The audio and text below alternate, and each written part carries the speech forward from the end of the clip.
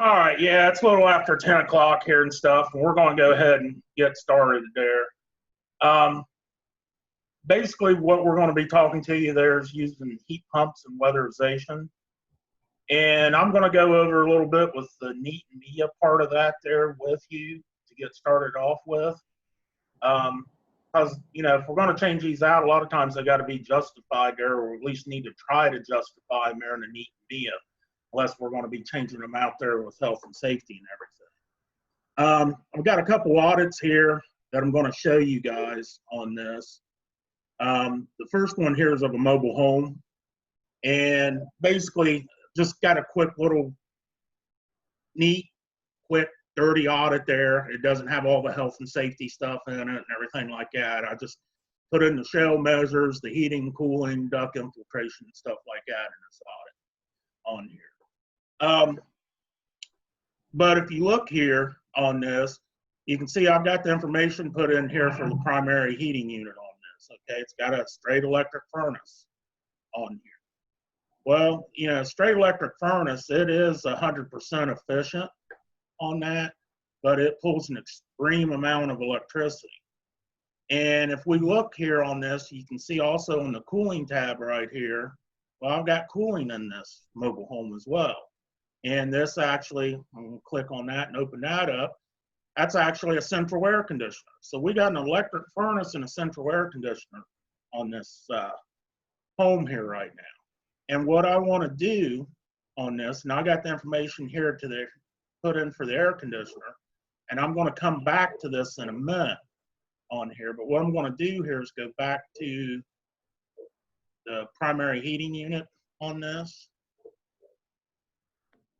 Well, there's heating first. Primary heating unit on this. And like I say, this is an electric furnace. And I want to see if I can sit there and replace this with a heat pump. If I can replace this with a heat pump, I might get additional savings, not only on my furnace there on the heating side of it, but also this air conditioner, especially if this is an over air conditioner. So I put in my replacement on this. Put in a heat pump, 3-ton heat pump. COP efficiency units there, that's 3.7, okay. Put the information there where the duct location is, it's in the floor, duct insulation location below the duct, and then the cost. 3-ton heat pump here, $2,300 for materials and $1,000 labor on that. And basically by doing that there and everything, I'm going to be sitting here changing out this electric furnace. It's still going to have an electric furnace in there, but that's going to be included with the heat pump, the cost of the material and that new heat pump as well. So one thing I want to pull to you here, looking at this here, I've got an efficiency rating of 8.18 SEER, okay? And basically what this is a derated efficiency on that. And basically this was originally a 10 SEER air conditioner. And with the age of it there and everything, I was able to derate that. And basically I'm going to pull up a thing here and show you how I done that. So here.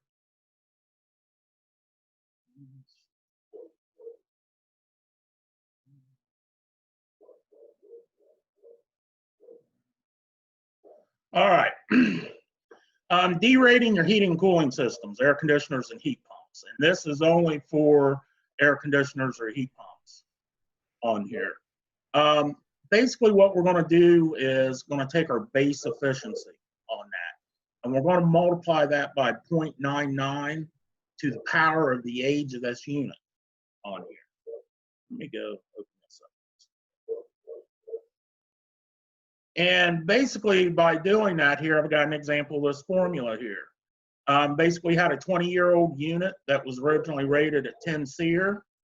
And what I did there was take 10, multiply it by 0.99 to the 20th power on that in there. So, and basically you do that, that comes out, that 10 times or that 10 becomes 8.18 on here. And basically, let me pull up my calculator on this. And I can show you how we do this. Basically, you take the 10, multiply it by 0.99, okay?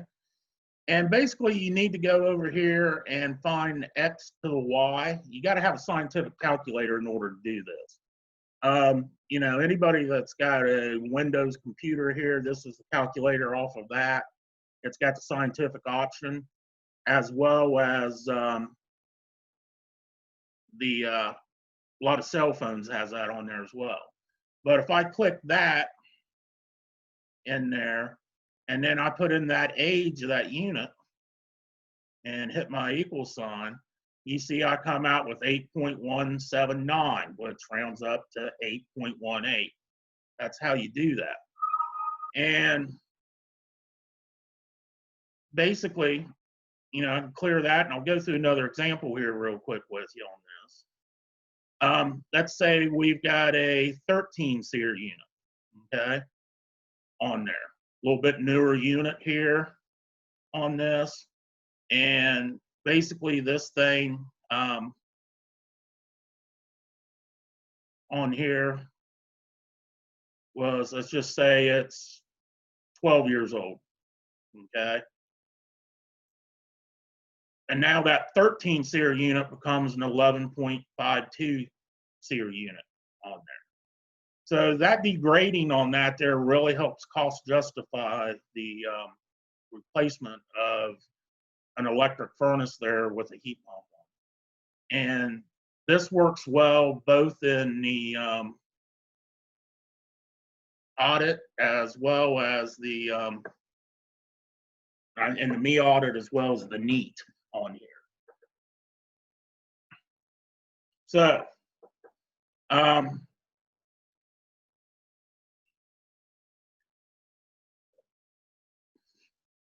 so with that being said there on that, let me go back in here and pull up my audit again on this.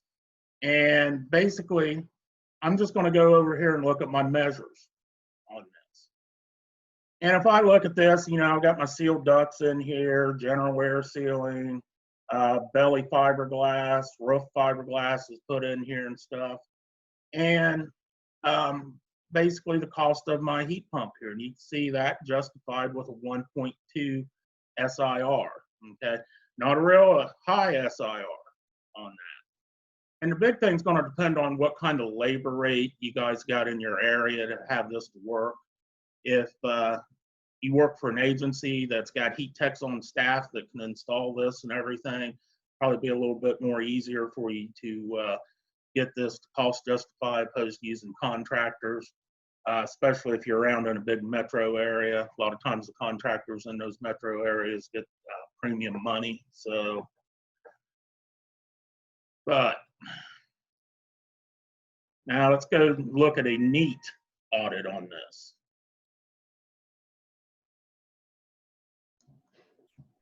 Can everybody still see? Excuse me, Jamie, but we can't see the audit screen at this point. All right, that's what I was wondering. I wasn't getting any feedback. So yeah.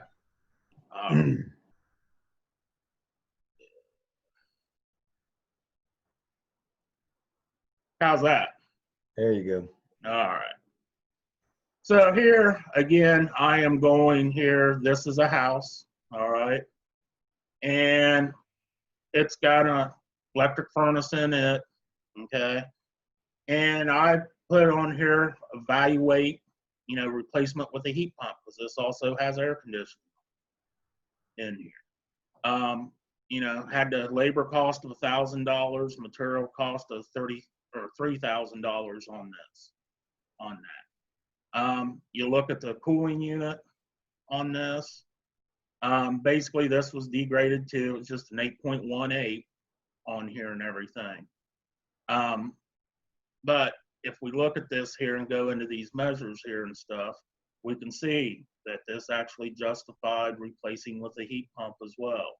For a $4,000 cost there, we come up with a 1.3 on that. So, especially using the state average on electricity and everything, it seems like the heat pumps will justify if you have an electric furnace and any type of air conditioning. It could be, 2 or 3 window units in there, or a central air conditioner in there on that. So just about any time you run into a house that's got a straight electric furnace and any type of air conditioning, it does seem like it will want to justify here on the need. Again, that's going to be dependent on what your labor cost is in your area and everything. So these were actual retail prices. I took off the units and stuff there. So labor cost is kind of an estimate. So on there. Anybody got any questions? No? I think a lot of people are concerned with prices, Jamie. But Yeah. the prices across the board they're all going to be whatever they are. But and if you're using contractors, of course, they're going to be a little bit higher. So Exactly. it'll be different in every area.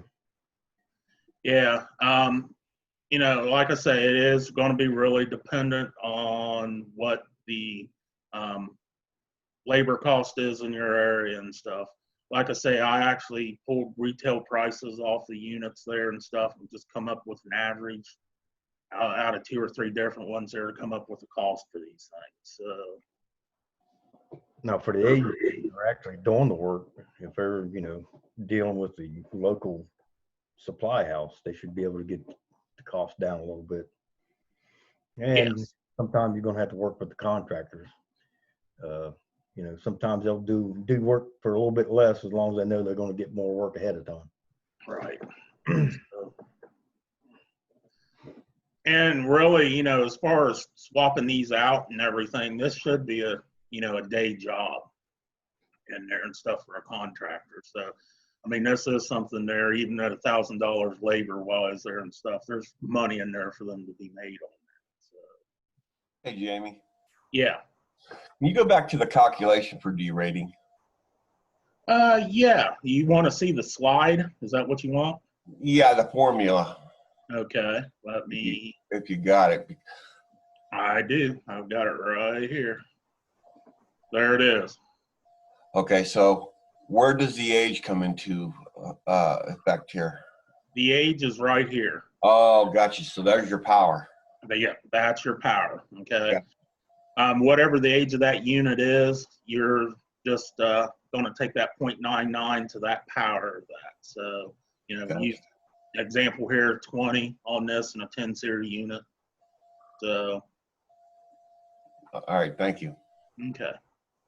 Anybody else got any questions before I turn this over to Jim? Well, I don't want it.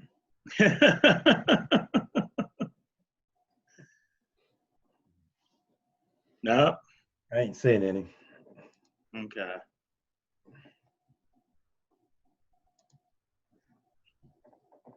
Yeah, and if you guys got any questions or anything or are interested in that formula and stuff there, feel free to drop me an email. I'll be more than happy to send that formula out to you guys. I even have the WPN that's actually in. So, Tyler, I see a question there from Tyler with mini splits on there and stuff. The mini splits are a little bit higher on there cost-wise than a ducted system on that.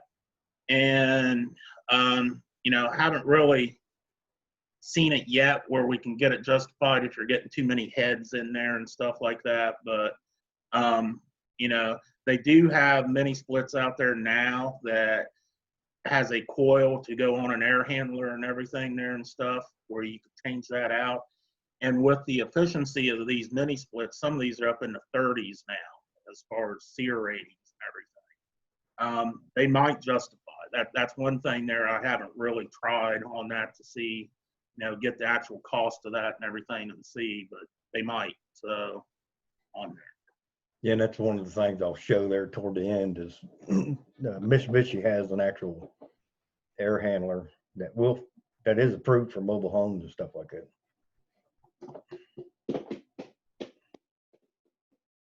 And we have one that we're actually getting ready to install in the prop house that we'll hopefully be able to do a video on for down the road to be able to show everybody how, you know, you got to take some special care in putting them in. Yeah.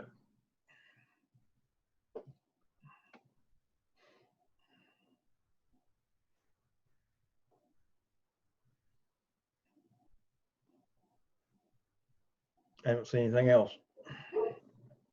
Yeah, Tyler was the last question there, so.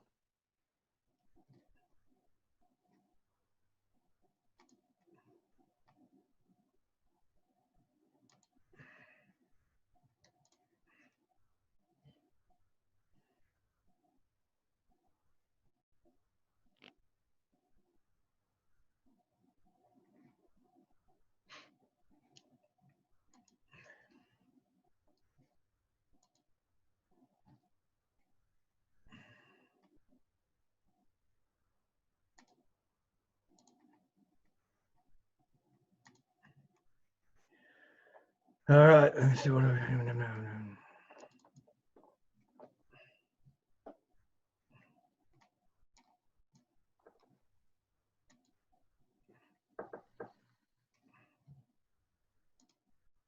There you go. All right, so basically what we're going to try to do here today, we're not going to get into how everything works, but what you as an agency will need as proper tools, certification, forms, how to, probably next week, if we get a chance, we're going to go in and try to do a video of a complete install of how to, why you need to, and the end results. So hopefully we'll get that together, but maybe this will help you out whether or not decide on whether or not you really want to get into this or not.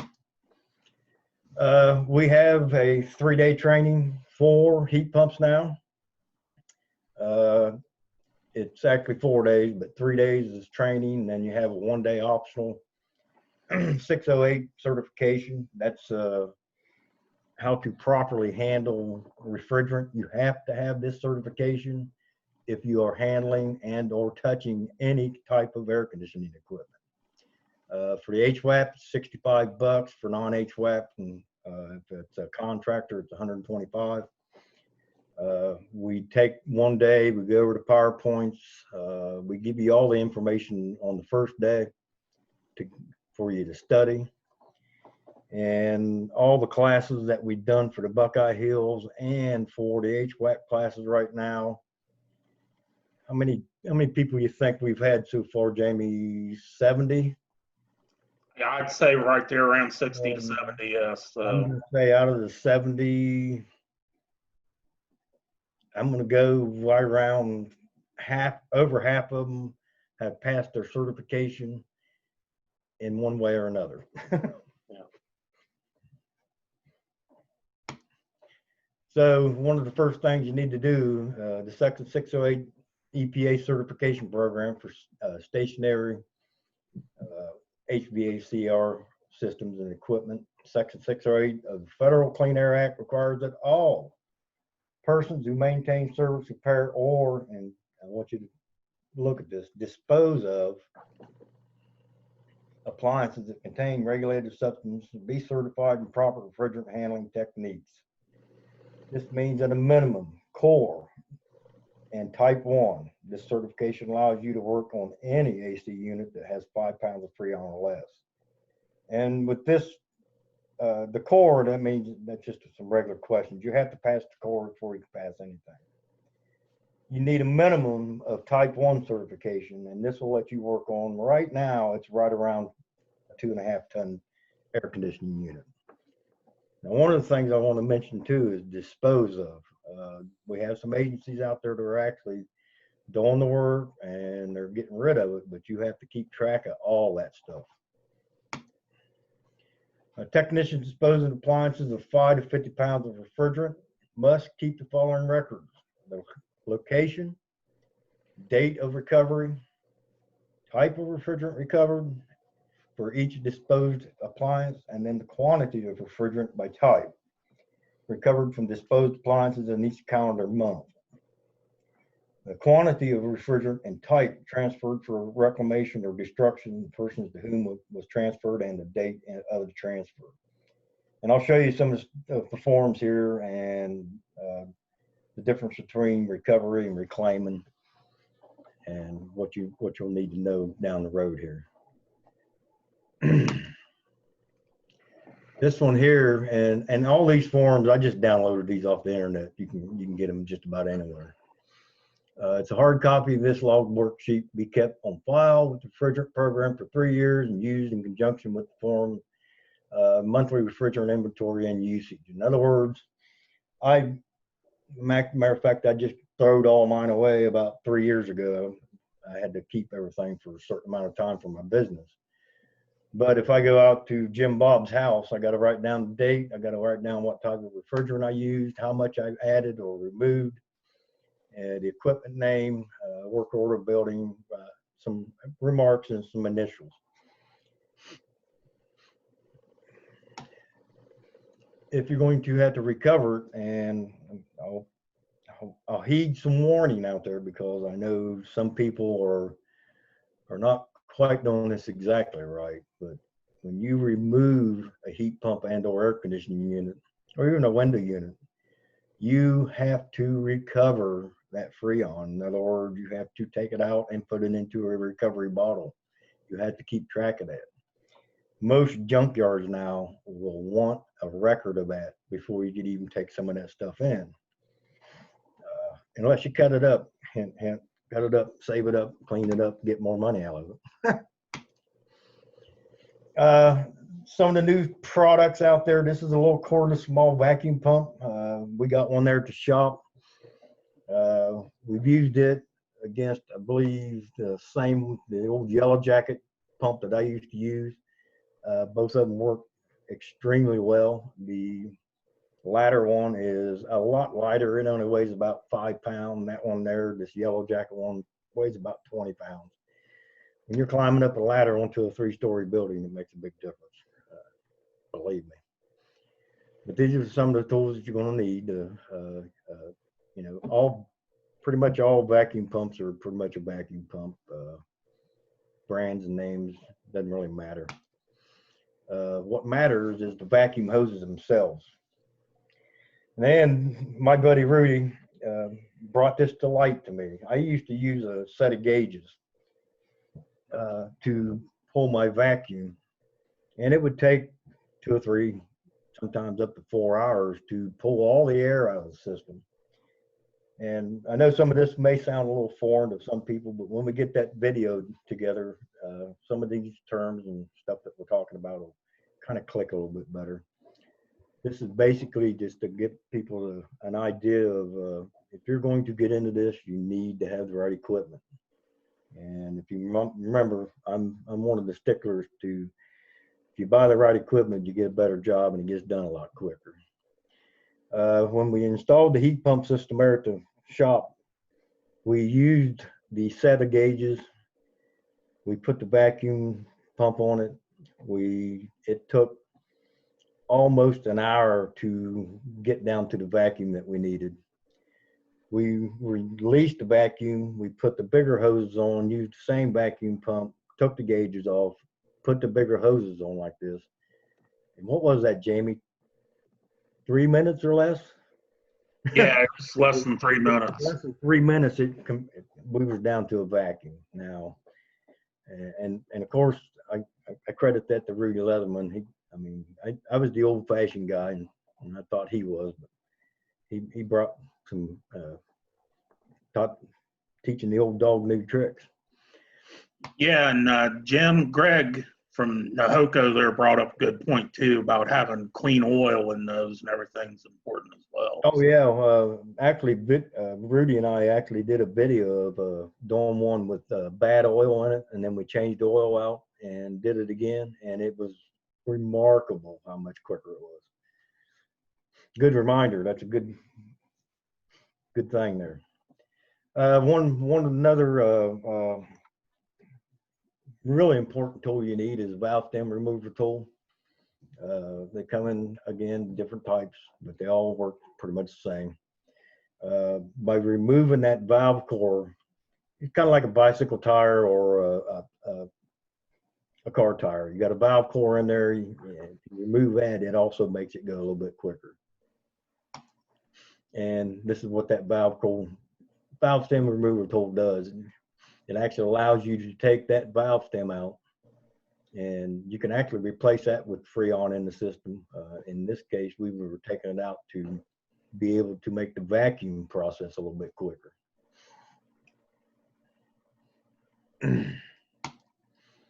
Again, you need some vacuum gauges. I've started out using a little yellow jacket here, which wasn't too bad. Once again, my man Rudy, he turned me on to this field piece one. It's a little bit more accurate, a little bit more visually pleasing, and to be able to get that vacuum reading that we was looking for.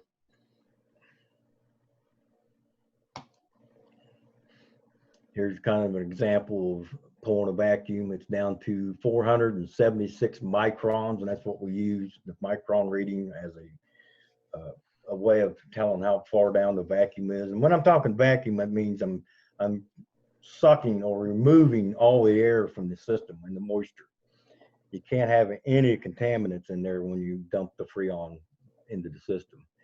The reading that we're actually heading for is 500 microns or less, and you can see we're at 476.5. Some other tools, you need some good, and again, don't go out and buy some Jeep pipe cutters. Spend a little bit extra money on. You're going to need a fairly medium-sized pipe cutter, and you really need that little imp. They call them an imp cutter, a little small cutter, get in them little tight spots. This is just a PVC cutter. I found using them on PVC pipe. They don't leave any burrs or anything. And this is just a deburr. If you get the cheap pipe cutters, it leaves some scrap that basically can get caught and fall into the system. I don't know if I got a picture of it, but I'll see if I got it. But I got a picture of an orifice and show you how much it didn't take to plug that stuff up. Again, that little imp cutter come in handy because this was part of one of the classes, and this is why we do it. We get people practice on brazing the line sets together, and this is what happens when you get it too hot. You burn a hole in it. Well, if you burn a hole in it, what do? Hey, cut her out and do it again. And this made it a lot easier to cut that out. You never, ever want to use a hacksaw or sawzall on cutting pipe, your refrigerant lines, because you're going to get that shavings and contaminants inside there. But anyway, this is what happens. Things happen. You cut it out, you fix it, you move on. And then you go blank. Refrigerant bite bending tools. You can just get a fairly reasonable priced bending tool for the little smaller line, usually 5/16 or 3/8. These are actually a little spring type. You just take them and you put them over top of the pipe, and you can actually bend it with these, or you can get the fancy little thing here and make it a little bit easier. Me, in my profession, I always bought the latest and greatest. This is the bending tool on the previous slide was probably $50. This was a $400 piece of equipment here, but it had all the bending for all the different size pipes I needed. And instead of using elbows and having to braze in more spots, I was able to do less brazing, which caused less trouble down the road, less leaks. Yeah, Jim, anytime there you can actually bend that pipe and not have to have a joint in there and stuff, that's one less spot there you have to worry about leaking. So, and it's really important there too when you're bending that is to have the proper tools and everything so you don't kink that pipe. If you kink that pipe, you're going to flatten it out there and everything, that's going to restrict the refrigerant flow in the unit. Yeah, in our video, when we make our video, we'll show you how this thing works. And again, you know, I know people, you guys are spending a whole bunch of money on tools. Well, by doing this, I'm doing less brazing. And if I do less brazing, it's less time. If it's less time, I can move on to the next job. And like Jamie was saying, I don't have to worry about leaks. If I don't braze it, it's not going to leak. A flaring tool. Now, this is not very important with the heat pump air conditioners, although I have seen some older systems that were flared. This will come in handy, and again, if you don't have a good one, you can screw up with the mini split system, because all the mini split systems have flared fittings.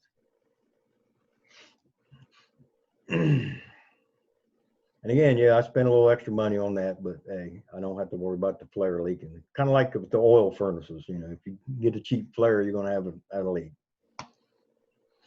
Freon scales, you can't, well, you know, you can't go out and get your fishing scales and weigh your bottles. A lot of the units nowadays, you have to actually weigh in the refrigerant charge to make sure it's proper.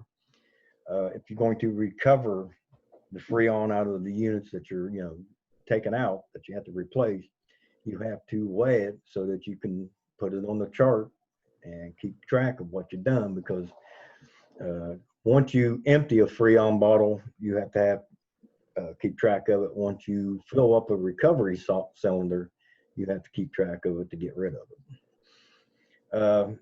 Actually, I used to use, when I was in a fishing club, I actually used this set of scales like this two-way fish, and it was a little more accurate. Freon leak detectors, there's a bunch of them out there. They all pretty much do the same thing. You're going to need one if you're going to have trouble down the road. One of the myths out there, as I was a contractor, what I found out from talking to a lot of my clients or newly added clients, when I went out to check their air conditioner because it wasn't working right, I'd have to add Freon because it didn't have enough Freon. And then I would tell them that, you know, it must have a leak. And they would look at me like, well, the last guy said that's normal. You need to add a pound every year. No, Freon system is just like a boiler system. Once you fill it up, if there ain't no leaks, you shouldn't have to ever put Freon in it. If you got to add Freon, there's a leak somewhere. And things about leaks on air conditioners is they're hard to find. So yeah, get you a good one. See if you can find them. A lot of times you can't. I just go blank sometimes. Sheet metal tools. Oh, wait a minute. Why am I talking sheet metal tools for air conditioning, Jamie? What would make sense in that? Oh, let's see. You got to typically put a coil in on the air handler on it and stuff. So you're probably going to have to do some sheet metal work. Okay, and then another thing about the sheet metal is you really got to pay attention to the ductwork, and we'll get into that a little bit later too. If I don't have enough airflow for either a heat pump and or air conditioner, they will not work properly. So before you go thinking about putting anything in, take a look at the ductwork, make sure it's going to be adequate. If not, hey, make it adequate. And again, buy some good sheet metal tools. Duct board, not a lot of people know what that is. It's a fiberglass with a foil backing on it. You can it comes in sheets of 4 by 12. You can use the what I call here is the V-groove tool, and you can actually cut out a rectangular piece of duct any size you want. To do that properly, you need an out clench staple gun to be able to put it together. And then this is just a duct board cutter to cut round holes in to put takeoffs and stuff on. And again, when we do the video, we'll actually show you some of the different tools that we use as we go through that video. But it'll probably be, what do you think, Jamie? Maybe a 2-section thing? Yeah, I'm going to say it's probably going to be at least 2 sections on that. So. We'll go through all the stuff. We're going to show you how to braze, why you should be doing what you should be doing. We'll be burning stuff up and showing you why you shouldn't be doing that in the field. And then we'll slowly start putting a line set in and hooking up an air conditioner and messing with some ducts and everything. And then torch set, hey, they're all pretty much the same. Get you something that you can carry, because you're going to need to drag them in crawl spaces sometimes, up on the roof, back in the backyard. These, and remind me there at the end, Jamie, I think I have a tool list. I can't remember what I put it in here or not. So okay. Just to give everybody an idea of what the minimum of stuff that they need and how much it's going to cost. They do have some different scenarios out there. You will not be able to use MAP gas, your regular torches. They will not heat the copper up enough. They do have one torch kit out there that comes with just acetylene, and it sucks in the oxygen from the air. I used one once. I didn't particularly like it, but there are some people out there that like it. So, do a little research, see what you think.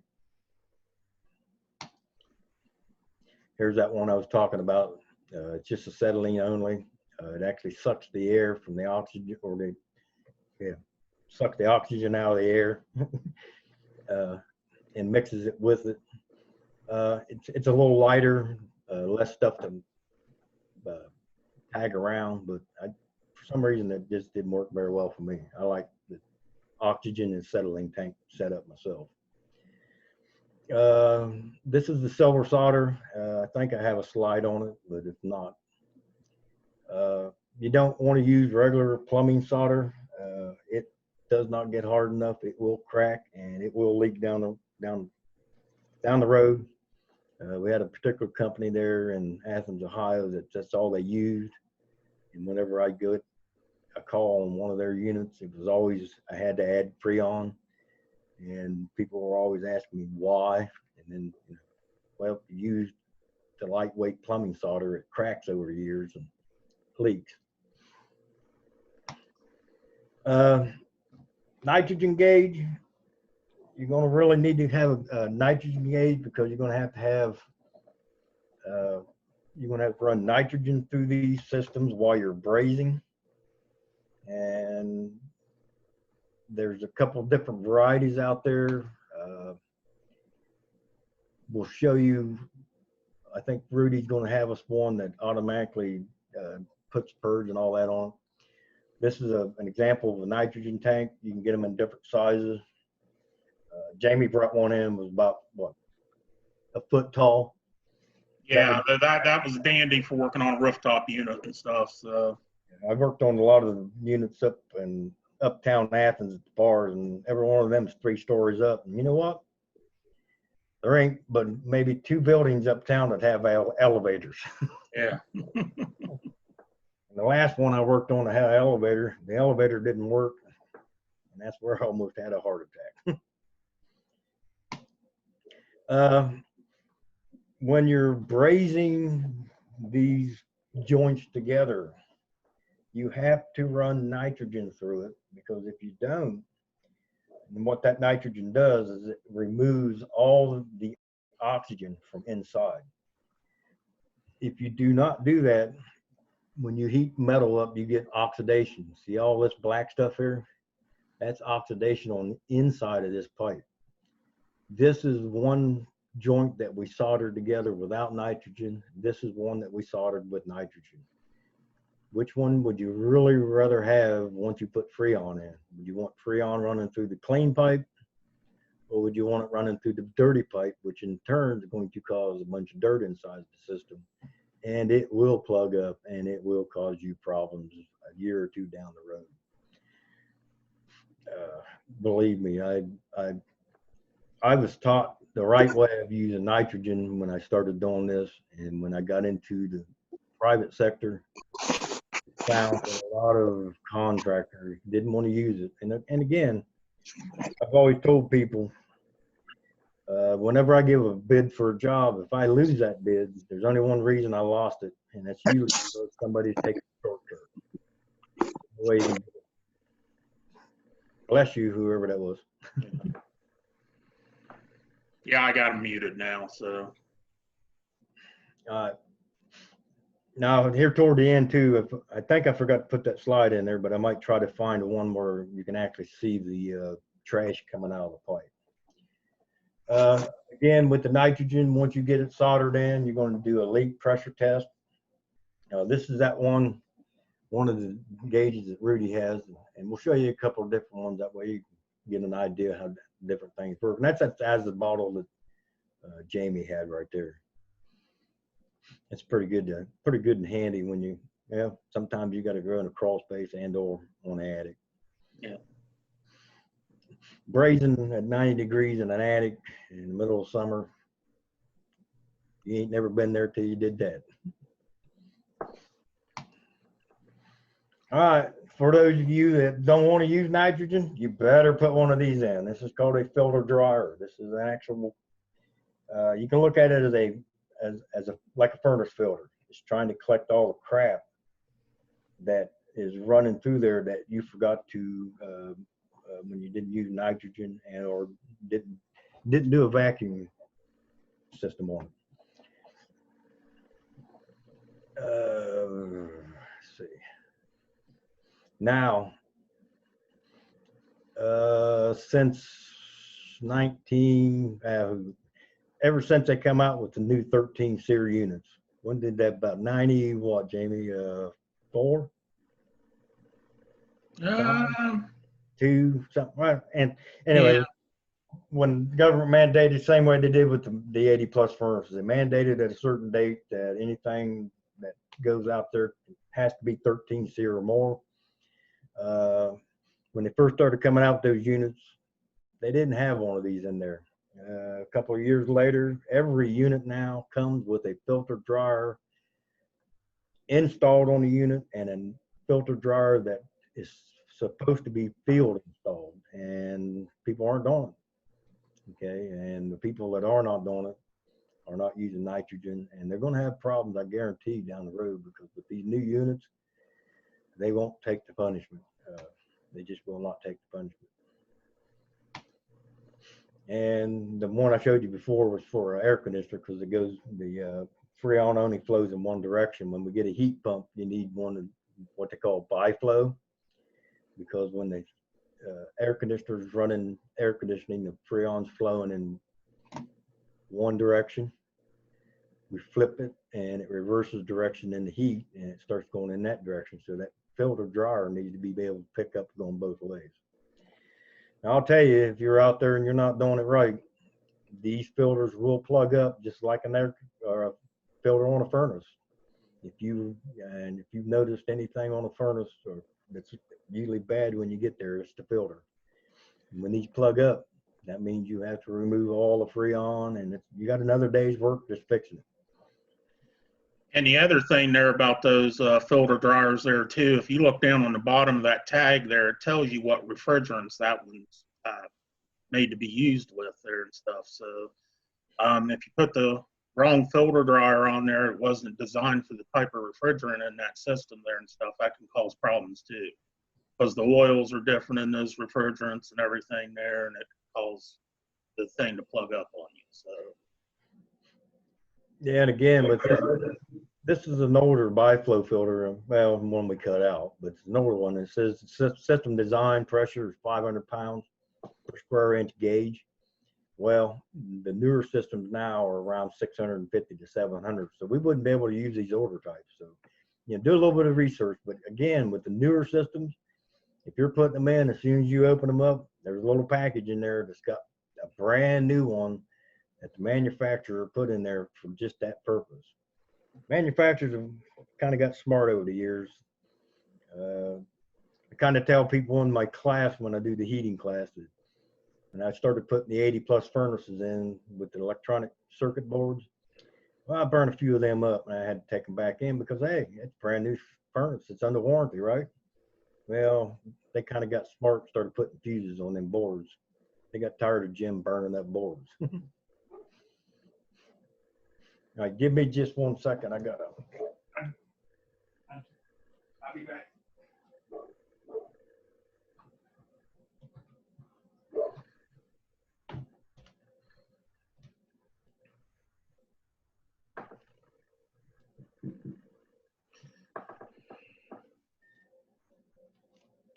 Yeah, so fill in here for Jim there. Obviously, he had somebody come to his door. These filter dryers and stuff are, like Jim said there, the newer refrigerants and stuff run at a lot higher pressure. And, you know, you got to make sure that you have the right filter dryers that's designed for that pressure. And that's the other big thing that comes in there, making sure you're using the right solder in there. You know, the silver solder is what they call it, that's used for refrigerant and stuff there like that. And it's got a higher melting point, and basically when it's done there, you got a solid joint in there. It's not going to go anywhere on that. So low plumbing solder and everything there, it'll still look silver when it's soldered on there and everything. And if you see that on a unit, especially one of these new ones, you're just asking for leaks on that. So I had a text message from my doctor. I've been waiting on, so I had to catch it real quick. okay. All right. So again, I know some of this to some people probably sounds a little like, what the hell are these guys talking about? Well, you know, we're going to kind of go over some of the parts and pieces that are important if you are thinking about doing this, or if you're actually doing it now. Stuff that you really need to pay attention to, and then once we get that video together, we'll put all these parts and show you how they go together and why you should be doing it. Thanks to COAD, the training center, we got to get the fancy stuff. You don't need the fancy stuff. This just gives you an idea. You need a set of gauges. One of the reasons I bought this particular one, and again, I'm not endorsing any products or anything here, because pretty much everything's either good or bad. I think I talked, who was it? Tuck, one of the agencies, he used this particular brand.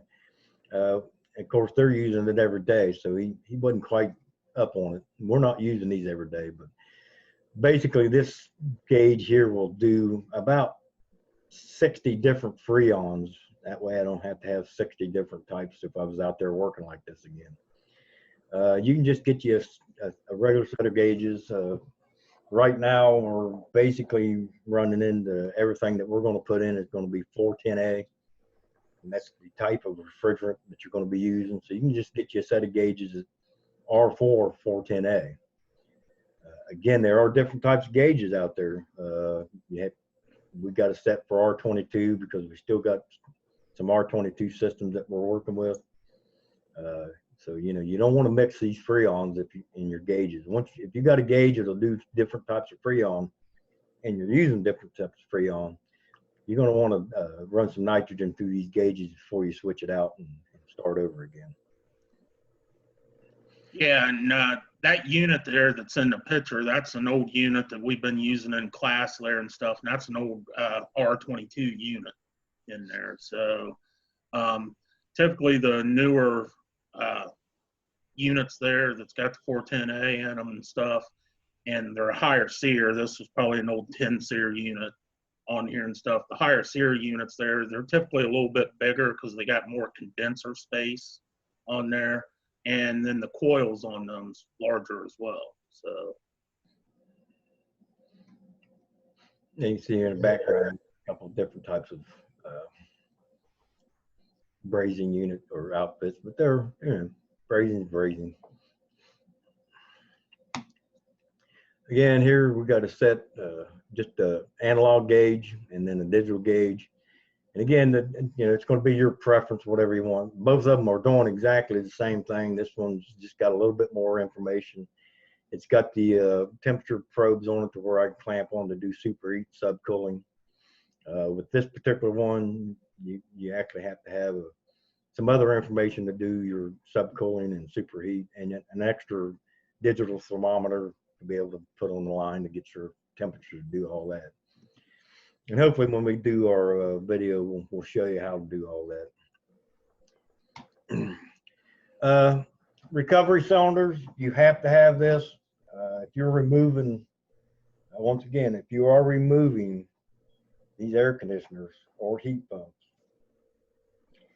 and you're taking them back to the shop, and I'll just say if the Freon's still in them when you're taking them back to the shop, you need to, before you do anything, do not let it out into the atmosphere, because down the road, that's going to get you in trouble.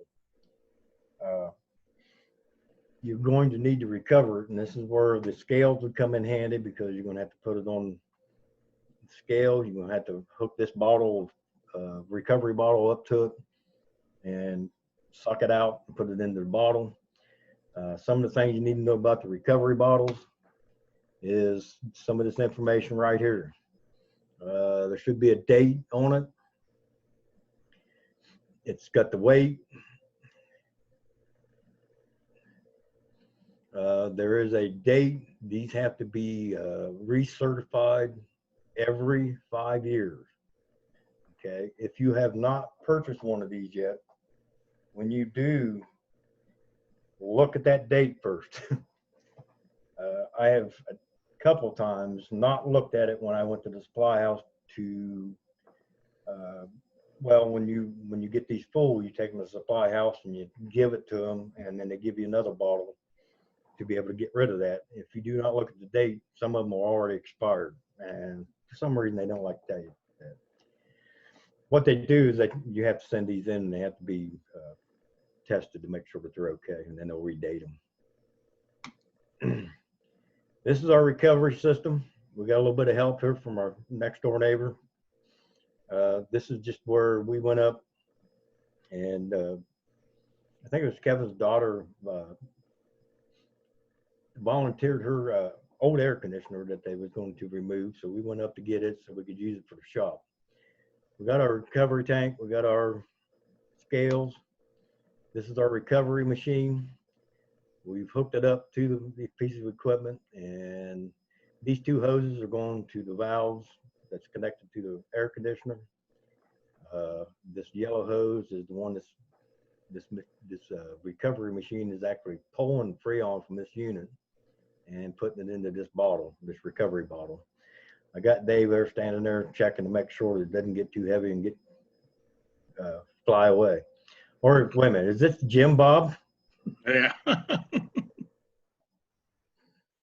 And again, this will be some of the videos that we're going to be coming up with. We'll do an install, show you how it's done correctly, and then we'll show you how to, on that same unit, we'll show you how that if we was going to replace it, how to recover everything. And again, I just want you to get a little bit familiar with some of the equipment. And this is an Appion. Again, we're not, you know, there's all kind of recovery machines out there. You know, you need to do a little bit of research. That one worked well for me. It's not the best out there, but it worked okay. When you get the new bottle, first thing you want to do is go ahead and put a vacuum pump on it, okay, and vacuum, or in other words, suck all the air out of the tank. That way there's no moisture stuff in it, because one of the things with recovery bottles is you can use that bottle to recover many different types of Freon. Once you mix the Freon, you can never reuse it again. You have to take it in so that they can get rid of it. In some cases, you'll also need a recovery bottle, and they make them in different sizes. You can get a small one for that. I have to go up and actually work. Let's say you forgot what Jim and Jamie told you about that filter dryer, and you didn't use no nitrogen. And you put the filter dryer in there, but you didn't use nitrogen, and it plugged up. So now you got to go back and fix it. In order to fix it, you got to remove the Freon. Well, you can reuse that Freon, but you can only reuse it on that unit. You can't use it anywhere else. So, you know, you pull a vacuum on it, and it'll be able to help you out down the road. Hey, Jim, you want to take a break right now? Yeah, we'll take a quick break. and then we'll explain the rest of this. I need to text my doctor back anyway. So everybody take about, what, 10-minute break? Yeah, that sounds good. All right.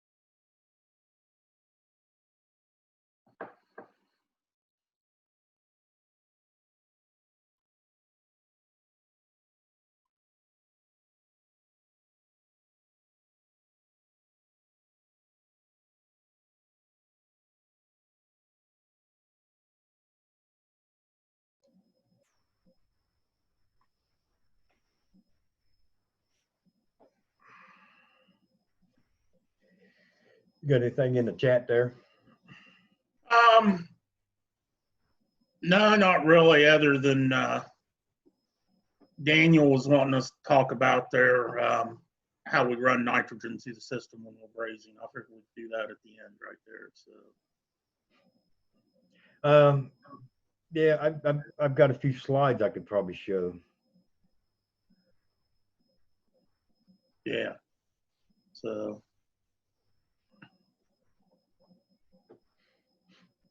And Greg's got a thing here in chat, Greg Warrior. Shouldn't pull back on the high side of the recovery tank. So the tube is the bottom, better chance of getting all old oil out. Well, yeah, you know, that's one of those certain people like doing things certain ways. And what I found is it really doesn't matter. Yeah. Some people like to try to take all the liquid out first and then vapor, and then liquid out. I don't know. It seemed to kind of work a little bit the same for me anyway. Yeah, I haven't really seen a whole lot of difference one way or the other myself. So. Now, one of the things when I started back in 1990 at the training center, I was pushing heat pump training, and it didn't really fly. But 2 years ago, we brought it back to provision, and with the kindness of the state, Scott and them, they realized that it is a viable thing, and they were generous enough to give us some extra money to buy the tools, set up a class to be able to help people out. And I think one of the things that Kevin was at one of the PAC meetings, and some of the people or some of the agencies were using contractors were kind of concerned with that the contractors weren't really doing it right. So we've actually added some air conditioning stuff to the contractor class too. So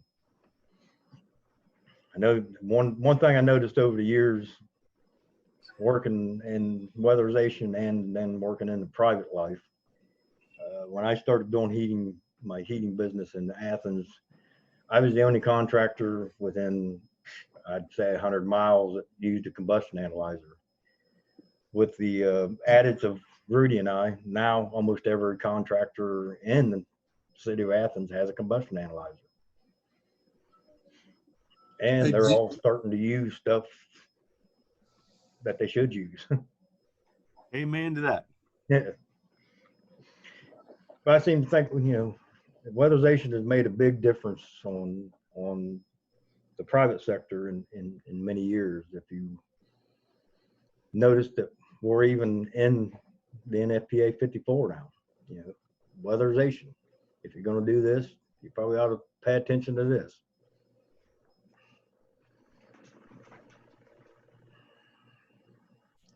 All right, I'm just going to go ahead and keep going here unless anybody has any other questions.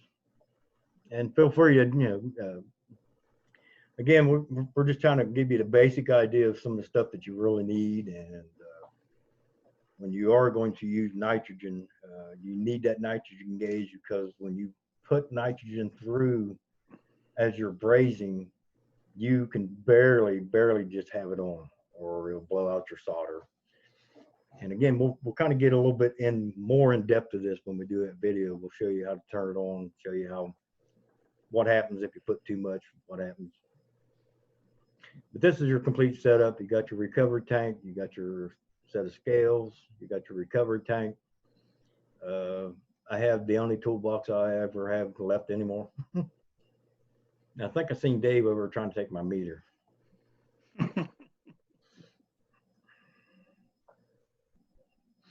And you see, this is an old system. This is just normal stuff that you need to have to be able to remove that unit. Mm-hmm.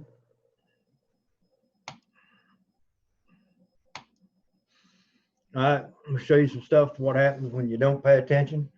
This is an old unit. This is up in Zanesville, Ohio. This is actual ice. Okay, and I'll show you why that iced up. This is the line set running back from the outside unit. This is going into the house. This is the coil that is inside the house that's in the actual unit. This unit was froze up solid. Okay, and one of the reasons is, I thought I had the slide on there, but one of the reasons it was froze up was because of a dirty filter. That's basically all it was. The client never changed the filter. We had to dig the filter out. This is to the extreme. This is what happens when things go wrong. I took a picture of one in the plains. This is an actual heat pump. And I kind of freaked my girlfriend out because I was driving down the road and I seen that. And I just did a big U-turn right in the middle of the road. She would give me one of these eyes like, what? I said, no, I gotta stop and take a picture of this. Okay, this was actually it's a brand new heat pump install. I remember the company that put it in. This was probably because the defrost control didn't work. Okay. This is right outside my apartment building. Again, this is a heat pump. Defrost controls don't work.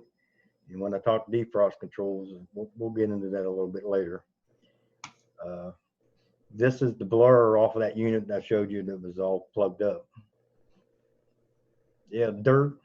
Airflow is the worst thing on heat pumps and or air conditioners. If you don't have the right airflow, you will have problems. So, you know, when we talk house as a system, when we talk heat pumps and air conditioners, the furnace is the system. You need to make sure the airflow is proper and things are right. This is the bottom of a secondary heat exchanger. And that was part of that other furnace. Needless to say, that furnace filter was not the only problem. I don't think they ever changed. And this was one of the other things, you know, right beside the furnace was a brand new set of filters. When did they ever put a new filter in? Never. And again, it's, you know, sometimes it's, I found a lot of times when you talk to homeowners, they don't know because they've never been told. So, you know, not only do we need to do a good job putting the system in, but we also got to explain to people how to take care of it. And again, why. It takes a little more time, but I've noticed when I was in my own business, over 90% of the customers I dealt with, when I explained to them why things happen, they would take care of it. It caused me less troubles down the road. Yeah, I know when I was in business there, Jim, I had one customer there I put a new system in for. And, about a year went by there and everything. He called me back, told me it was froze up, went over. Filter was plugged up. So I changed the filter in it and everything there, you know, showed him how to do that, told him that needed to be, you know, checked every month there, year round and stuff like that. Another year went by. Same thing. Had to go over and change filters. Same filter I'd put in there before, even though I'd left him new filters there. So, yeah, sometimes no matter how much you explain, some people just don't get it. Yeah, the first time there, it's still, like I say, it was right at a year. It's still under warranty and stuff, so that was free. The second one there, I charged him a little bit. And it turned around the very next year, he done the same thing. So I charged him a whole lot more there that third time around when I had to go there. And he never called me anymore after that. So, yeah. Until the igniter went out on his furnace. So that was about 6 years after that. So.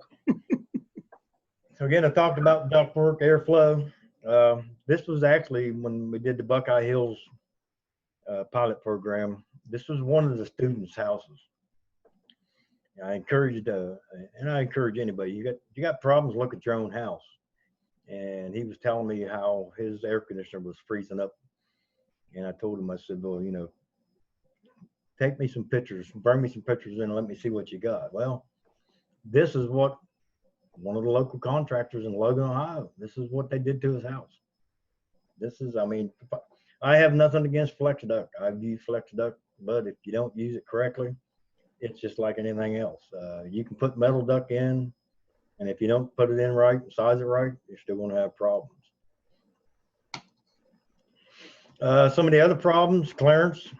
You know, these heat pumps, air conditioners, that fan on top is blowing air out, so it's sucking air back in.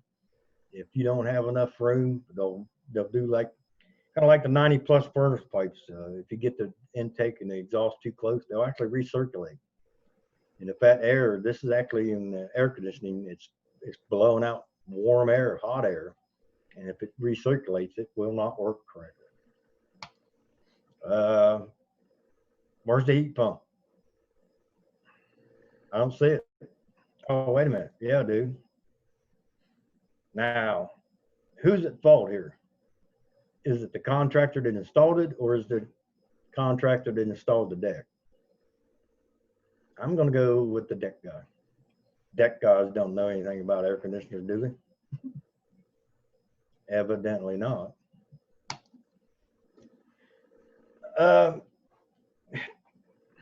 This is so true, and I don't know how many. I've worked on low income all the way up to $1 million homes, and it seems like the higher the cost of the construction, the more they wanted to hide the equipment.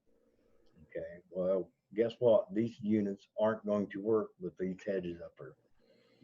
Okay, and then we had that flight there. How many years ago was it, Jamie, when the copper went so high that people were actually stealing outside units?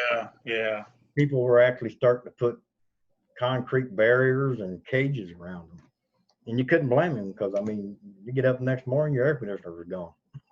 Yeah, you know, in that picture right there, Jim, not only those shrubs, which is always a nuisance, people trying to hide them, but those are way too close to the building there as well. So, you know, the thing about any piece of equipment you put in, they got what do they call that? Instructions. yeah. Clearances. Okay. My thought, I always had a 12-inch nut driver, and if I couldn't get my 12-inch nut driver in there, then it was too close. Yeah. I mean, and those units are too close together there. You know, they could be working against each other there as well. So they didn't work from the beginning. Yeah. So even before the shrubs got grown up. But you know, the sad part about that is this was installed by a reputable company. Yeah. Which makes the more reputable companies look bad. Yeah. Well, you know, I've always said we don't have to worry about work. I don't know. What do you think? You know, if we have a gas leak, we're going to be in trouble. And the dryer vent, well, again, this is blowing air out the top, and it's sucking air in, and it's going to suck that dryer vent right into there. And I always told people in the beginning of spring, you see them little white fuzzy things flying around. That was an air conditioner guy, best money maker, because them little fuzzy things get in there and plug him up. Yep. I don't know if they tried to squeeze it in there or decided, hey, I don't get it. This is a bad spot here. That will cause problems down the road. It's a wonder the unit even worked after they got done with it. Okay, and the reason they didn't see this is because they had that insulation pipe or material over there, so they didn't see it. This would be one of those jobs where you go out and you got to start scratching your head, try to figure out what's going on. Again, this is where those tubing benders come in handy. Really, really nice.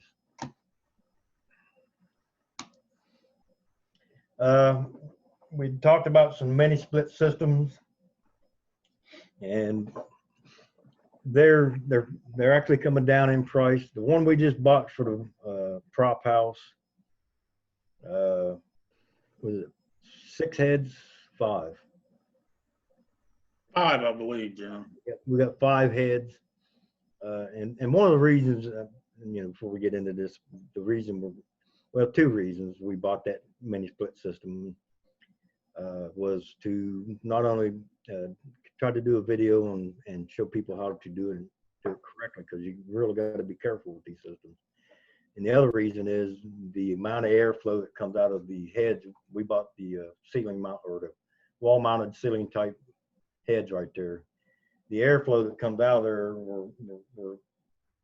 is so minimal that we're hoping that when we're in there and you guys have to come down and do your BPI test or any test that we do in the prop house. If you've been in the prop house on a 90-degree day running that furnace, you know how hot it got. So we're putting them in there so that we'll be able to run them and keep the place cool and not interfere with our numbers. And that's one of the great things about these systems. You don't even know they're on. But they have multiple, you got ceiling mounted, you got duct mounted system that you can put in the attic or the crawl space. You got the ceiling wall mount. They don't show it here, but they also have one that you can actually mount that goes down by the floor. So they got a variety of different systems. And now these come, I think the biggest I've seen is up to 8 heads. But before you think about using mini split systems, you will have to read all instructions. I put several of them in, and it's funny. And Rudy don't like me talking about it, but Kevin and I went out and with Rudy's help, we installed a 3-head mini split system in Rudy Leatherman's house. We spent most all day doing it. Got towards the end of the day, started getting dark. Actually started snowing a little bit. I did the ultimate mistake, like I tell people not to do. I just, instead of putting a set of gauges on and everything, I just assumed everything was all right. I just fired it up. Been a long day. I told Rudy, I said, see you later, man. I'm out of here. He called me up an hour later, said it wasn't working. Well, the next day we got up there, fired it up, threw the gauges on it. Yeah, I forgot to open both valves. Hey, it happens to the best of us. So, learn by your mistakes. But these have, each head has to be powered from the outside unit, and you can't cross the wires, and you have to have special wires in certain cases. And, just don't think you can run out there and throw one in without reading the instructions. You will have problems. And, if anybody decides to, not only if you're going to start putting heat pumps in or mini splits, we are available to come out and help you out on your first one or two, or if you're having trouble with one. We had to help out an agency here a while back that they'd put in a self-contained unit and it wouldn't fire up. And it spent a week trying to figure it out, but they didn't have the right tools, and they give us a call. As soon as I got down there, we threw a set of gauges on it and found out that the brand new unit didn't have no Freon in it. So, and it happens. So, first off, you have to have the right tools. And if you're having any problems, we'd be more than happy to come out. I like finding trouble with these things. The proof for mobile homes, like Jamie and I was talking about for the need audit, Mitsubishi, and I'm saying Mitsubishi, but most of them like this now. The only reason I'm talking Mitsubishi is we actually went down and took some training with them. They've been a little bit, kind of helpful with us, finding some extra stuff to help the HWAP agencies out. But this is, this would be your outside unit. And this would be just like your typical mobile home air handler. You got electric elements down here, and you got your coil up here. And this unit, in most cases, and I know Jamie ain't had a chance to run this on the need, but if I can get this up to around a 26 SEER unit, I'm pretty sure it's probably going to hang in there. And the fact that, labor wise, you're not doing a lot of soldering and stuff, so the labor might be a little cheaper. And the fact that, if you can put a high efficiency unit like that in a mobile home, that's going to help those people out dramatically on their electric bill. Yeah, definitely. So. So again, they've got different units. You can, different ways to hook things up. You get up to, I'm pretty sure, up to 8 heads now. These, now you notice the one with the mobile home had a thermostat with it. Most generally, these come with individual remote controls. In some cases, which is a bad idea. Again, think before, think of the customer. If you're going to have to put a couple, 2 or 3 heads in, they will come with a remote control, but you can also order a separate kit to be able to hook up just a regular thermostat to it. I know when I sold my house in Trimble, I put a mini split in the master bedroom, and I put a mini split with a duct size in my garage. And when I went to sell it, I lost the remote control. I couldn't find it. And one of the deals before I could sell the house to owner or the buyer wanted was, I need you to buy me a new remote control. And it was expensive.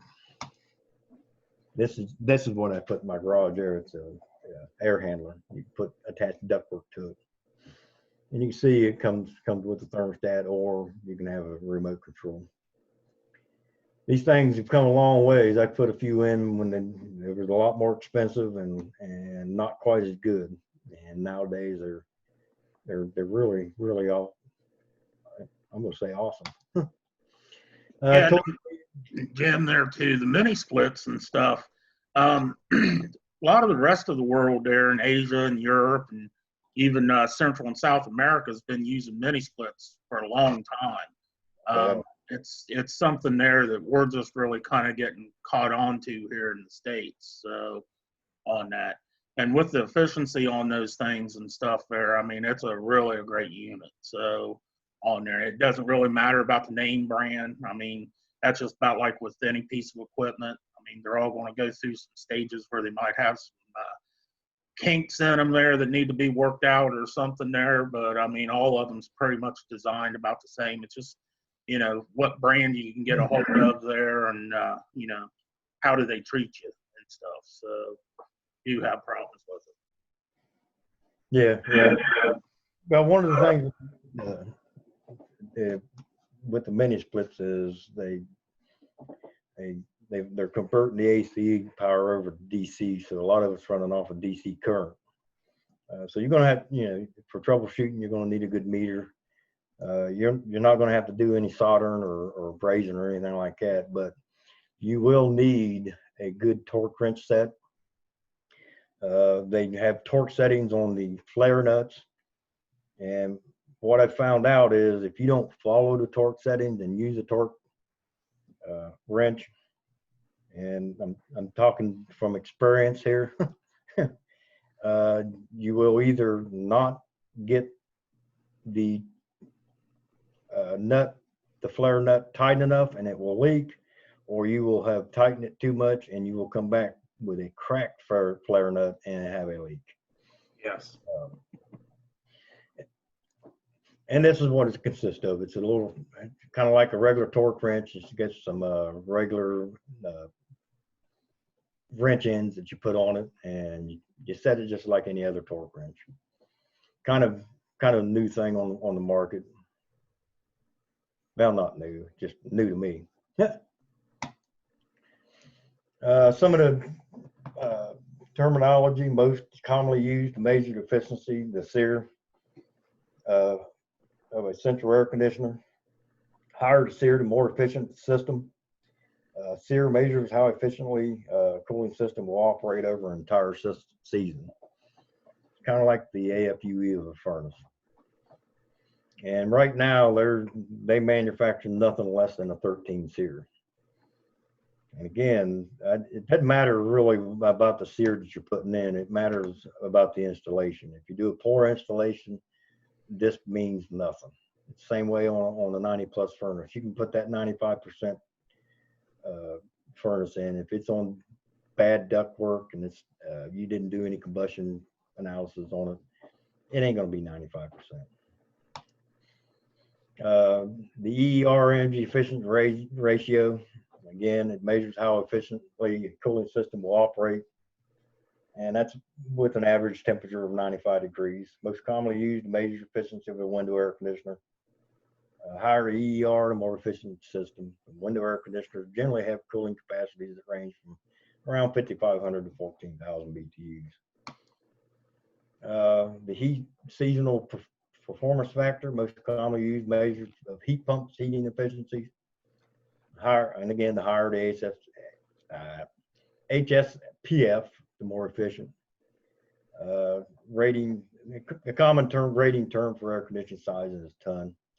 So 12,000 BTUs equals 1 ton of air conditioning. This is the HVAC tool list. Again, we are recording this, so at some time we'll try to get it up or out. If you want this list, email me, let me know. I can send it out to you. And these are just some of the common tools that you need. You may need a little more or a little less. Torch set, tank, silver solder.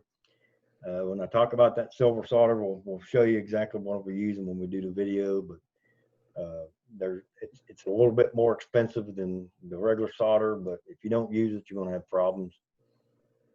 Nitrogen gauge, some extra gauge hoses, refrigerant scale, swagging tool, and basically that's to be able to put in your copper and spread it out a little bit, kind of like a muffler pipe to be able to fit over a piece of pipe.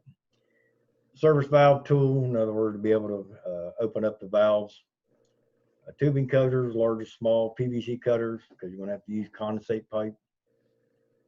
I like the cutters more than I do the hacksaw, because when you do a hacksaw, you get the pieces that burr, and if you use that, you don't get them in clogging stuff up. Coil fin straightener, and again, we'll show you some of that stuff. Be able to straighten the fins up on the coil or the outside unit. Micron gauge, usually you need probably 2 of those. Ductboard cutter if you're going to be doing anything with ductboard. A pipe threading machine would be great, but we don't always have that. Freon gauges and leak detector and a leak charge and air kit. Now, basically all this at a minimum, you're going to have probably close to around $3,000 and everything. And I forgot to put the recovery tank and recovery machine and a vacuum. Yeah. I have to add some stuff to my list. No.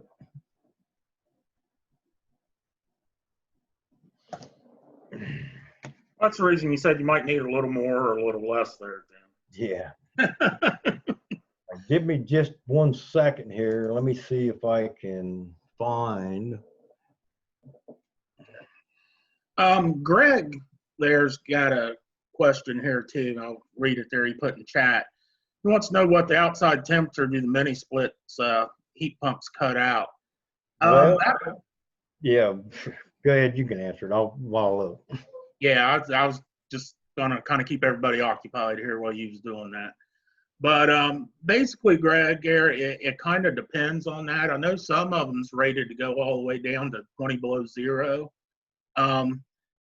I know because me and Jim did go to a training at Mitsubishi there and stuff. They've actually got a tool there and stuff that will tell you, you can put it in there and it'll design the whole system for you, exactly what you need for everything and stuff, and let you know how much you might need to put in for backup heat there and everything. But pretty much most of these units here and everything there will run down to 0 degrees here. So in this area, that's pretty good on those mini splits. I mean, it doesn't get down below 0 too often here in Ohio anymore. So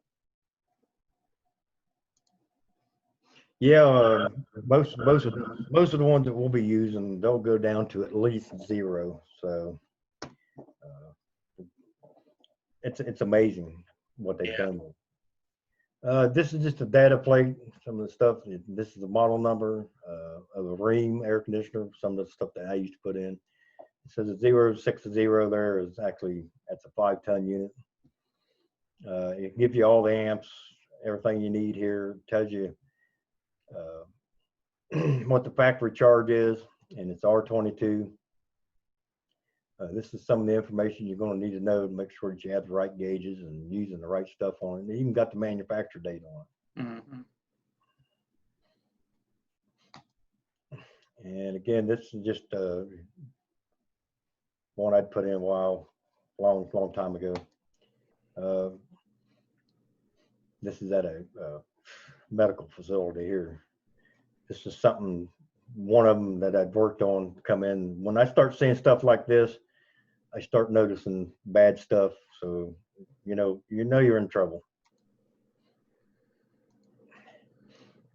Again, they at least put a filter dryer on it. These are service valves we was talking about. Let me just go through here. This is the heat pump we put in the prop house. And just a couple of slides here show you what we went through, cleaning out the parts, sanding them down before we put them together. This is where we use that tubing bender instead of putting a 90 in there and have to have 2 more soldering places. It makes a real good connection. You see how everything comes around. Now, instead of having one here and another one here for the 90, less solder and less leaks. This is where we soldered it in. This is our filter dryer that come with it. And again, you see this oxidation on the outside. That's going to happen on the outside because it's the air outside. Now we run the nitrogen through, you don't have that problem. This is our nitrogen setup. Here's our tank, here's our gauge, our hose. Okay, we had to go ahead and put another hose on the other side. And it really doesn't matter which side you put it on. We just crank up for just a very little bit of air or the nitrogen coming out the other hose. That way it evacuates all the air or the oxygen out of the inside of the line set. Yeah, and that air that nitrogen that's actually coming out of that hose, I mean, you can't feel it. You almost got to stick that hose up in your ear where you can just barely hear it coming out. And that's just a trace of nitrogen. So like Jim said earlier, if you put the pressure up there too much, it's going to blow your solder out as you're trying to solder it. And this is our vacuum gauge, and we needed to be below 500. It's just barely below 500, so we was in good shape there. And this is when we had ductwork on the heat pump inside the prop house.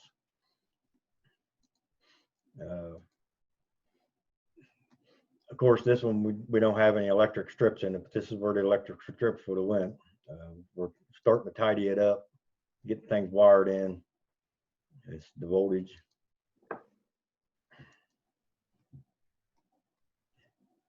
So it gives you kind of an idea of what it takes to do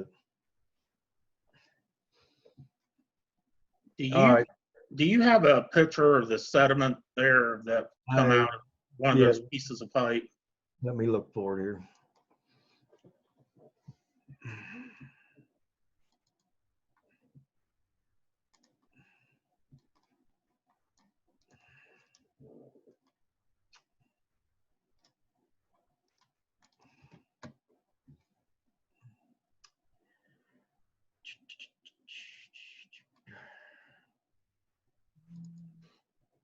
Here's a picture of, this is an orifice. When we did one of the classes for the Buckeye Hills, remember that elbow I showed you was burnt in two, had the hole burn in it? Well, we took that elbow out and we went ahead and soldered everything back out. And when we started to put the Freon in, we noticed that we had a restriction. That little thing right there is about the size of a grain of salt. And that screwed that whole system up. Yeah, and that was an older system there. And what that is a fixed orifice that helps control the amount of refrigerant flowing through that system. Most of the newer systems and everything have TXP valves on it, which open and shut. There's a mechanical valve on there that open and shut to help control the refrigerant on that.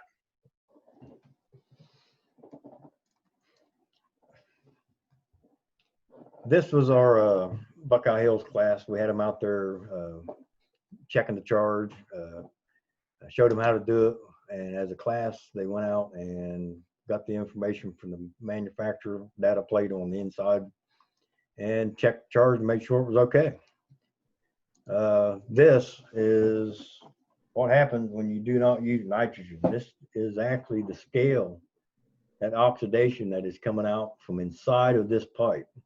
Now, we don't care if it's on the outside, but this is what's on the inside. And that was soldering 2 joints. And on typical install, you're going to be soldering probably 12 to 14 joints.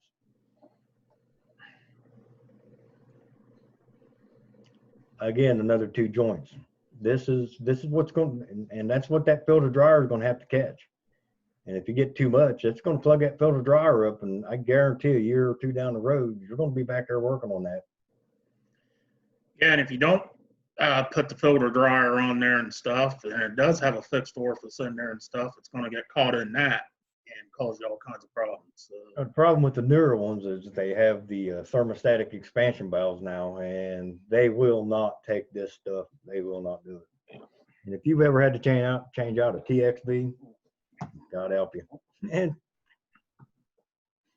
you see how big some of these flakes are. And this is where we were just showing them how to do some soldering and without the nitrogen. And they were only soldering 1 coupling in. So, you know, you can see how much crap's coming out of there. Yeah, and basically what we done, we just sat there and took that and tapped it there real slight, and everything, all that stuff fell out of that. So, I mean, you know, just the course of that running and stuff, that thing's going to flake off, and that's going to go throughout that whole system. Here's an example of where we, instead of using the gauges, we just used our bigger hoses. These are our core removal tools. We got our vacuum gauge right there. And again, I'll just give you a few slides here just to show you. This is some of the stuff that we were soldering on, the class was soldering on. That piece, this is where we soldered on the outside. We used nitrogen. You can see how clean it looks. That's what it should look on the inside. This is what it looks like on the out when it's not right. And this is the bad stuff. And I think I got one here with reference of a dime. This was just 1 joint. Hey man, is that a silver dime? No. And if you're going to do it this way, but this is the one that comes with the new unit. It's already packed in there, ready to go, with instructions that says you need to put it in. And I've looked in some of the guys' vans, some of the contractors when we get together with them, and they got a whole stack of these in their van. They're not worth anything if you don't use them. No. And again, you know, this is the scale that's on the inside. You guys ought to be proud of me, because I found out, I've been wanting to do this forever. I cut a piece of that open, and I found out that I'm allergic to the oil of 410A. I broke out in hives. So be careful. Nasty stuff, man. All right. I've got a million pictures. I can go on forever, but I just, you know, one of the purpose of this is just to kind of get you guys an idea to, you know, this is not something you just want to try to jump into, and you do need the proper tools. I've always been one, I learned from the beginning. I started off with a pickup truck and a bunch of crappy tools. After the first year, I bought a brand new van, and I invested in good tools, and the outcome was a lot better when you got the right tools and equipment, and you follow the instructions. Yeah, following the instructions is key. Okay, you might not need to follow them if you're putting in the same type of equipment all the time there, unless something you notice changes on that. But you know, when you first go to put in a piece of equipment, it's the first one you put in, you better read the instructions on it, make sure you're doing it right. And Tom Andrews got a question here. He wants to know, what issues would an auditor be looking for if there was problems with the filter or other aspects of the system. And I'm suppose you're talking about the air filter on that, Tom, on there. Basically, you know, anytime you got airflow restrictions on that, you need to have about 400 CFMs of airflow per ton of air conditioning on that. So, I mean, take it, you got a 3-ton unit in there. That's 36,000 BTUs on there. So, basically, you would need 1,200 CFMs of airflow for that 3-ton unit. If you don't have that airflow there and stuff, you could get the unit to start freezing up on there. That's one of the big things. It's just restriction in the airflow. It could be, you know, just the dirty filter in there is going to cause that. And the refrigerant filter, the big thing if you're having a new install on there is look and make sure, especially if you're out doing the QCI on it, you know, called to have a new heat pump put in there and stuff, make sure that you read the directions on there and the whoever installed that and everything actually installed the filter dryer on it, and it's the proper one for the unit. I'll tell you, Tom, as an auditor, and you know, without, you know, not everybody has a lot of information on how to look at a heat pump, and it takes many years of experience. But as an auditor, what I'm going to be looking for is clearances. I'm going to be on every brand new system. There should be a filter dryer on it. If it's not, you know, alarm bell is going to start going off. And make sure that they have a clean air filter. But you're going to need to be familiar with the manufacturer's instructions and talk to the client. The client's going to be able to give you some information. You know, hey, how ever since they put this in, has it been running okay? Is the airflow okay? And if they start saying, well, you know, it keeps looking like it's icing up and the airflow doesn't feel right, then, you know, you start looking, you know, red flags and get the contractor back out there and have them explain why things are going wrong. Yeah, and Greg there kind of answered the question in chat there a little bit too. Something you can check there, you know, when you're doing temperature rise for the furnace, and you can also do the temperature drop there across the coil if the AC is running on there and stuff. That'll help tell you a lot too. It could be, you know, maybe the coil on there, especially if it's an old unit and stuff's plugged up on it. If they haven't kept up with keeping the filter changed and everything, that's a real good possibility. And Kim's got another question in there on that airflow calculation. What that is, Kim, it's 400 CFMs of airflow per ton of air conditioning. And again, a ton of air conditioning is 12,000 BTUs. Yes.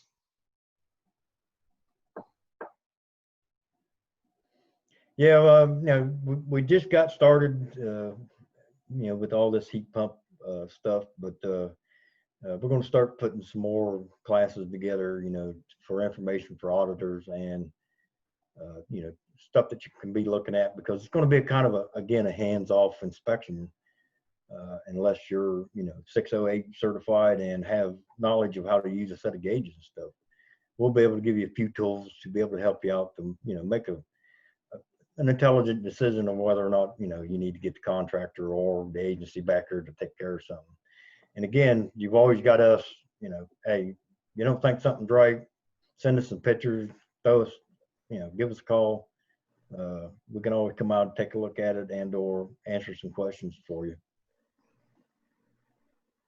Yeah, I mean, a lot of times there, if you could just, you know, send us a picture real quick or something, you know, between me and Jim, we might be able to tell you right away, you know, what the problem is. So, and I like pictures. I can tell you pretty quick what's wrong with it. yeah. So, and if you're having one there where you're having problems, you know, trying to guess what the age of the unit is, or, you know, the SEER rating on it and stuff like that, you know, you can't read the model number, the data plate's kind of gone on it and stuff.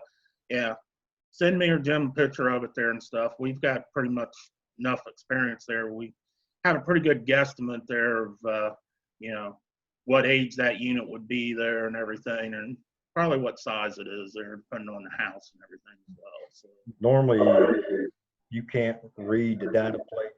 It's 10 SEER or less, and it's too freaking old. Yeah, yeah. Exactly. That's what I was getting ready to say. So, And again, in our line of work, we do have to do some guesstimates every once in a while, unfortunately. yeah, I mean, if the information isn't there for you to actually be able to read and everything there, it's kind of hard for you to collect it. So,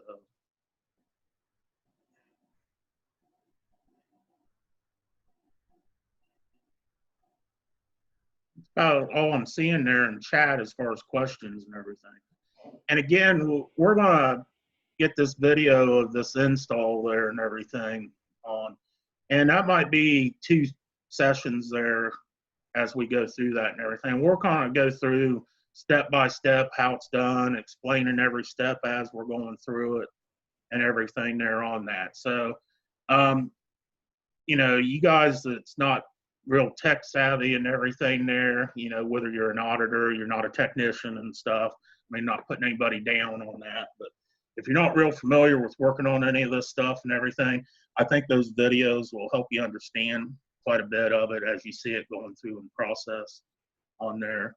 And again, we're going to go through and explain everything step by step there in those videos as we're doing. So. Yeah, this is just kind of a precursor to, you know, I know there's a lot of agencies out there kind of reluctant about doing some of this stuff. You know, fortunately, you do have backup in the training center. We do house calls, and we do like trying to figure things out, and we have enough, you know, got enough overall talent to be able to come out and figure it out or make something up. You know, I'm good at making stuff up. Hopefully, once we get back to work, we'll be able to get the heat pump class up and running again, and you can actually come in and get your hands on. Yeah, we actually had a temporary repair on a high efficiency furnace drain line there with a piece of siphon hose. Oh yeah, that was on the way to another place. Yeah. Me and Jim stopped off there. Agency was having problems with a unit there and stuff. And me and Jim was getting ready to leave for class, and we stopped off there at the house there where that was at and stuff. And basically what it was, the furnace would come on and run, and then it would shut off. The house would never get up above 60 degrees. Well, what was happening, the thing would run, and the drain would back up on it because the hose was kinked coming out of it, and it wasn't allowing the water to flow out of there, so it was shutting off the furnace, and that was causing problems there and everything. So, you know, we hunted around. The technician that was out there and stuff didn't have any tools there on his truck or any equipment or anything, so we hunted around and found an old piece of hose there that the client had at their house, asked them if we could use that, and got it on there and got it temporarily running for them until they could get back out with a permanent fix on that. I know tomorrow we're going to kind of have just you know, what's going on, how's things going, just kind of, you know, just a break. You know, I throw this oil burner up there. This is some of the things that we're really asking. Would you be interested in some stuff on oil? What would you be interested in? I know we're not going to be able to get everything together at once, but we're willing to do whatever it takes. But we'll also like to hit some of the special topics that you guys are having trouble with, you know, in the field now. So think about that. Kevin's got a good thing. Kevin Tierney in chat there, he said, how about a troubleshooting on older heat pump classes in that? He said he had an old heat pump there that needed the T-stat wired in, called a contractor, and he didn't know how to do it, obviously. So, yeah, when it comes to the wiring on that, it used to, you know, freak me out, but I finally just decided that, you know, just figure out what it is and what it does. And again, it goes back to the classes that we do there at the shop on our heat tech. you need to know the operation of the unit. You need to know the parts. You need to know how they work. Once you know how they work, then when it quits working, it kind of leads you to what's going on. But yeah, we could probably try to put something like that together. And Greg there again said, how about a refresher on subcooling and superheat? That's on our agenda. Yep. So that's going to be part of this install videos and sessions there that we're going to be doing, Greg. So you're going to make my brain hurt.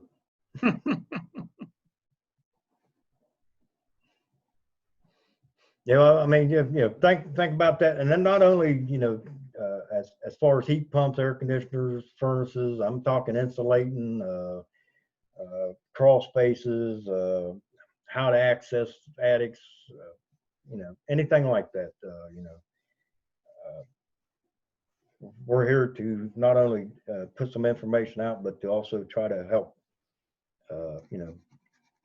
make your job go easier. I know when Dave did the video there on the blower door, I know a lot of people, there's a lot of ways you can do the zone testing.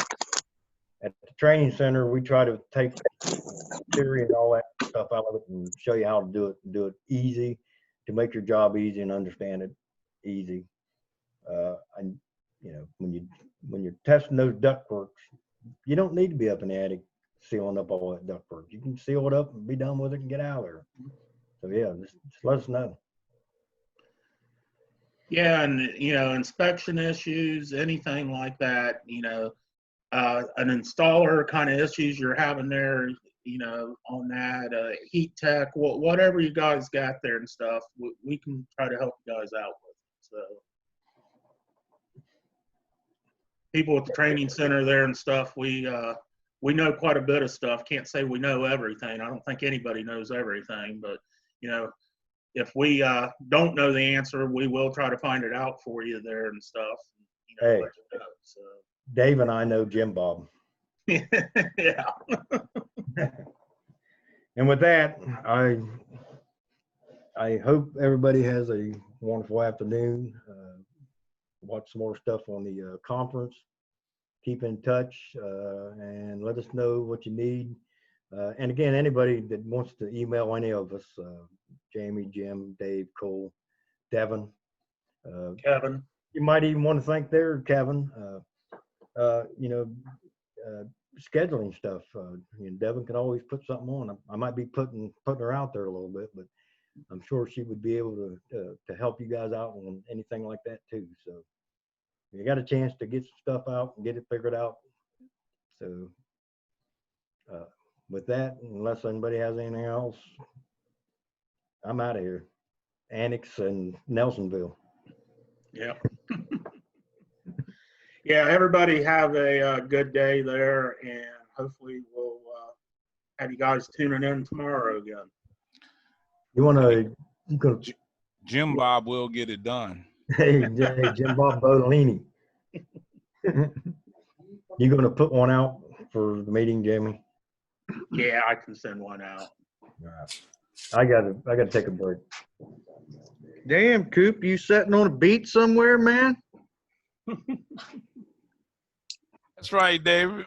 I gotta, at least act like I'm somewhere, Hell yeah, man. Ain't nothing wrong locked with in that. this house, It seemed like I'm on the beach, enjoying the sun, sitting underneath the palm trees, Heck yeah. No, it's one of the virtual backgrounds you could put up there. Right on. Yeah. Hey, man, appreciate you guys again, man. Awesome job, as usual. Thank you. So Great job, guys. Great job. Okay, I'll set up our meeting here and stuff. Probably in about 10 minutes or something. So. All right. Sounds good. Okay.